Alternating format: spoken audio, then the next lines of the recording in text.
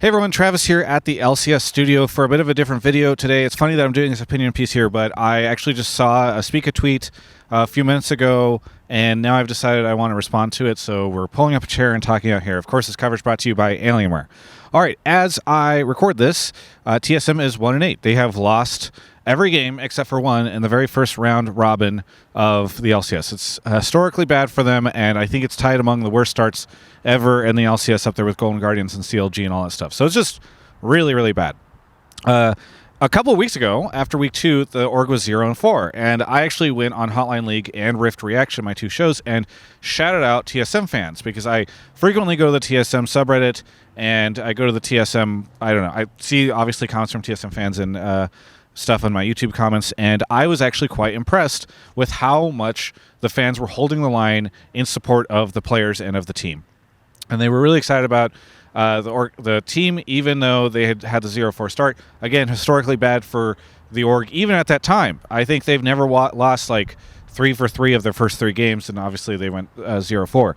So what changed then? Because things started to get really bad.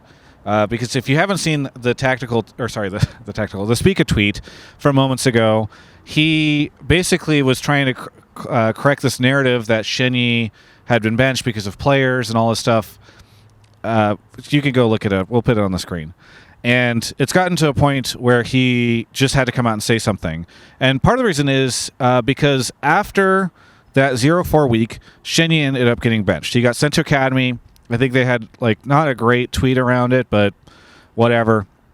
And fans started to get really frustrated because Shenyi did this stream where it was leaked, and it's kind of unclear to me at this time on if he knew that he was streaming. It sounds like from the post about it that he knew he was streaming because he'd tried to turn off his stream, then saw he was still streaming, was interacting with the chat while having this conversation with an old teammate where he was talking about how he felt like TSM, the players, were not listening to his calls, and he should talk to Tactical a little bit, which I found a little disappointing. So, first off, young dude in another country, struggling, and I thought it was pretty cool to initially see the fans support Shenyi a lot whenever he got demoted, because people obviously know that going 0-4 and then getting demoted probably sucks for him.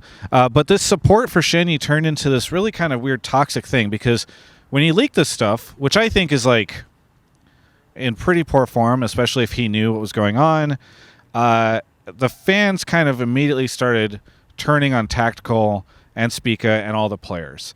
And ever since then, I've seen just a lot of negativity around this roster. People forget Spica was the MVP last year. All right, these are good players. Tactical was at Worlds. I personally think that the fans should continue to support their players even if they're having a tough time.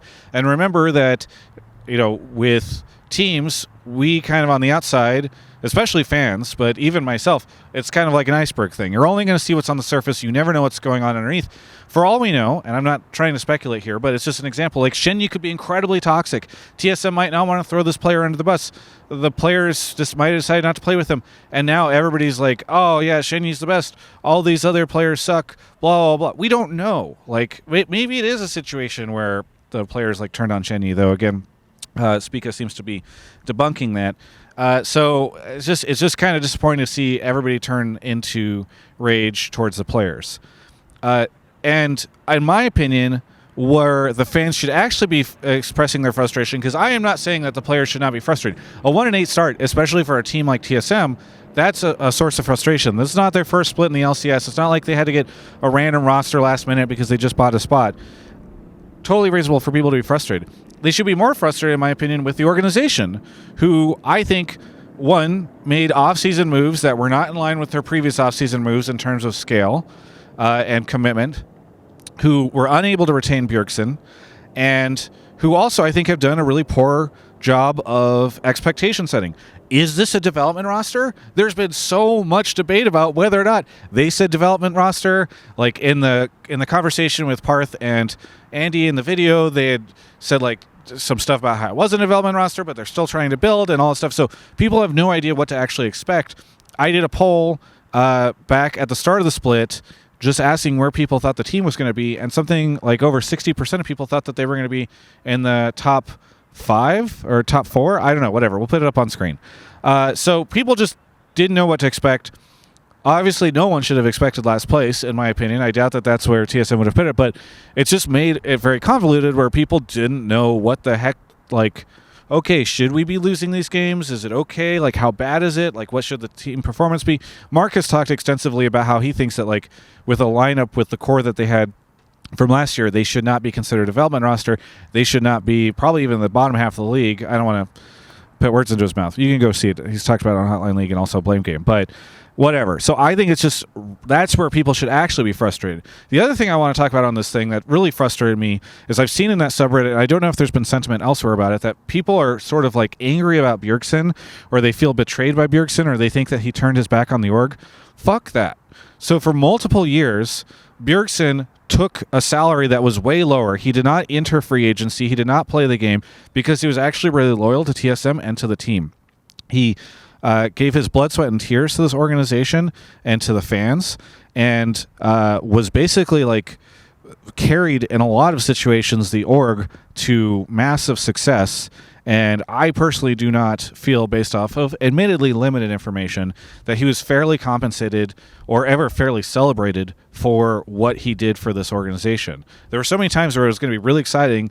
Bjergsen's going to enter free agency. We'd be excited because maybe he'd like get what he was due, and he decided not to do that. And then you'd go see like what TSM was paying their team afterwards, and you just go like, oh God, like he did not get the bag that he probably deserves. So I think he stuck around a lot longer than necessarily he needed to. And the other thing I want to just clarify, and I know Lena put out some comments that in a Twitch chat, probably from Double O's co-stream or something, talking about the Bjergsen stuff, but like the narrative has kind of spun around the idea of like, oh, Bjergsen went to TSM, told them, I will only play with Core JJ, get him or I'm out. I don't know. I'm sure at some point in time there was a conversation where he said he wanted to play with Core JJ. I was not there. A lot of the stuff that I have heard was that TSM just kind of took for granted the idea that Bjergsen would stay and did not really roll out the carpet for him in the way that they could have. And I feel pretty confident based off of what I've heard. So I just don't think that people should be frustrated with Bjerg for leaving. I think they should be more frustrated with TSM for failing to retain him. I'm sure, again, that he wanted to play with Core. I do not think that that was the only thing based off of multiple things that I've heard that caused him to leave. And I certainly don't think that, based off of what I've heard, TSM made like a really, really, really big effort to try to retain him. From my understanding, it felt as though they just were kind of taking it for granted that he would stick around. Finally, I'm sure a lot of TSM fans are frustrated by what they see is a lot of personalities in the space or industry folks kind of having this moment of schadenfreude when it comes to the organization struggling. Look, I'm just going to be fucking honest with you guys. Like, for the decade that I've been doing this, like, TSM has notoriously been one of the hardest orgs to work with.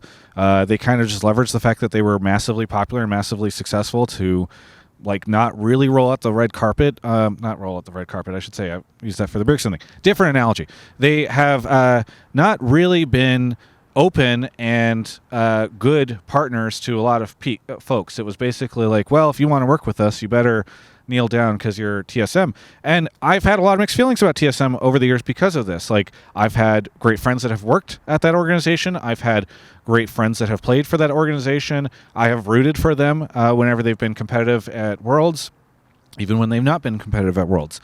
And so for me, I don't think I've ever been like a fucking TSM hater, but it is, I will be honest, I think for a lot of people, somewhat nice to see the organization humbled a bit based off of the way they treated people. So this is not just a situation where folks are like, wow,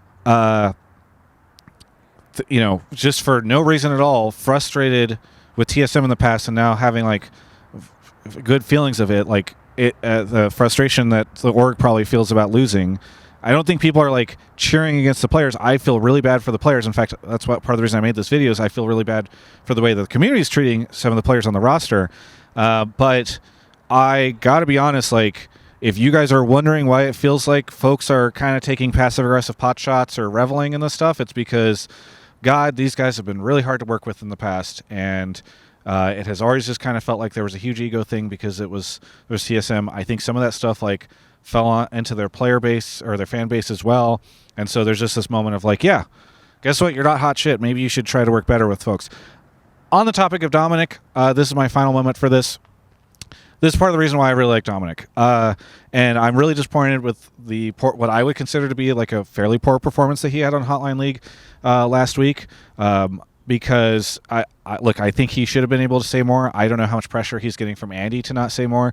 Like, for instance, again, I'm not speculating. This could be a situation. If like Andy's the one that came in and fired the coach and also decided Shenyi shouldn't be on the team, which, by the way, it wouldn't be the first time that Andy's like popped into the team and made decisions like this. Like, it's probably why he doesn't want to throw his boss under the bus about who's making the decisions. I don't know. But again, I think Dominic didn't do great on Hotline League. Despite all that, this is probably the first guy that I've known at TSM who's been trying to like reach out to media, reach out to other team owners, reach out to Riot. Everybody that I know that has talked to this guy, that I've talked to about it, have basically been like, he's trying to repair basically years of damage that the organization has done to their relationships within the industry. And so I'm really worried that like Andy's going to need like a scapegoat and they're just going to like fire him at some point in time. I really hope that's not the case, because like I know fans are frustrated with his performance on Hotline League. I totally get why they should be, but I can promise you that like, in my opinion, this guy's actually trying to do a lot for the org and for their relationships and trying to mend a lot of bridges. And I really would be sad if he left the org, because he's been, from everyone I've talked to, basically like a breath of fresh air. So I'm not trying to talk on behalf of a bunch of people in the industry. I'm sure there's other people that I've only ever had amazing interactions with TSM. We've certainly seen some folks come out and say that stuff before, but don't be shitty about the players. Don't be shitty about Bjerg. Maybe understand why people are frustrated with the org. And yeah, I don't know. If you're not wanting to be a fan of TSM, go be a fan of a different team, because I think the LCS is still pretty cool. Anyway, this is my video. We'll see if I actually post it. Thanks for watching, and I'll catch you next time. Thanks so much for watching that interview. I am back at the studio, which is so good. I hope you guys are enjoying these. I feel like the interviews are better, and I couldn't be here if it wasn't for sponsors like Alienware, who help make sure that I can have a wonderful person to be behind the cameras. We're doing 4K video again, which is something we started back in 2019. We're happy to be able to bring back using Alienware hardware. So if you are appreciating this new content, which is also old content, because it's just old content that's made new again. Anyway, if you appreciate it, check out the link in the description for me, alienware.com/Travis. Use the code, get something cool.